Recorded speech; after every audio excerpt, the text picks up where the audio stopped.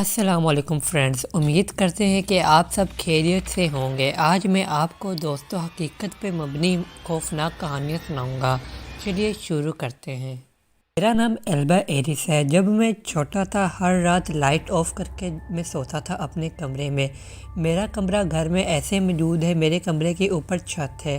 میں جب سونے کے لیے بیڈ پہ لیٹ جاتا تھا تو مجھے نظر آتا تھا کہ میری چھت سے کوئی دو طریق سے چہرے چھت سے نیچے آ رہے ہیں اور میری بیڈ کی طرف ہی بڑھ رہے ہیں اور میرے آس پاس کھڑے ہو جاتے ہیں، اور مجھے بہت ہی ڈر لگتا تھا ان سے، اور میں جلدی سے اپنے آپ کو کمبل میں لپیٹ لیتا تھا۔ اور پھر جب صبح ہوئی تو میں نے اپنی امی سے یہ سارا واقعہ بیان کیا۔ امی نے کہا کہ ان سے کہو یہاں سے چلے جاؤ، دعا کرو اس بارے میں۔ پھر میں نے گھر میں چراغ رکھنا شروع کر دیا، اور خاص طور پر اپنے کمرے میں۔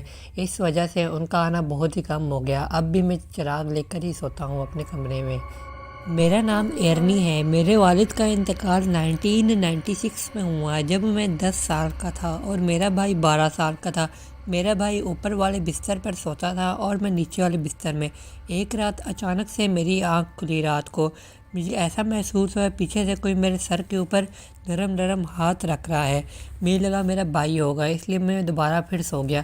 پھر مجھے دوبارہ ایسا ہی محسوس ہوا کہ میرے سر پہ کوئی ہاتھ رکھ رہا ہے۔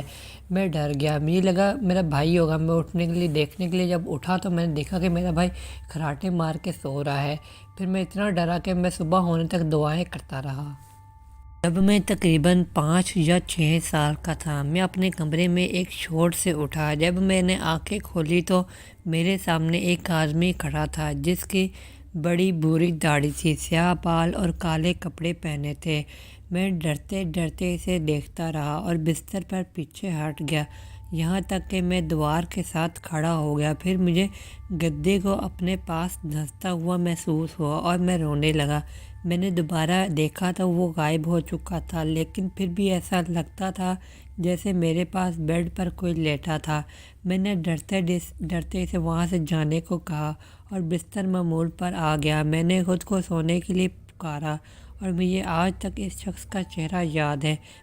میں ایک پرانی عمارت میں کام کرتا ہوں جو 1929 میں بنی تھی۔ ہمارے اندر جانے سے پہلے یہ جگہ کم سے کم 20 سال تک بند تھی، کیونکہ پچھلے مالک نے اپنی بیوی کو اور پھر خود کو مار دیا تھا۔ ہم 2 مہینے پہلے ہی تقریباً اس میں منتقل ہوئے ہیں۔ ٹھیک 12:08 پہ دروازہ کھٹکتا ہے۔ ہم باہر دیکھتے ہیں تو کوئی بھی نہیں ہوتا۔ ہم نے سیکیورٹی گارڈ سے پوچھا تم نے یہاں پہ کسی کو دیکھا ہے؟ سیکیورٹی گارڈ نے کہا نہیں صاحب، ہم نے یہاں پہ کسی کو نہیں دیکھا۔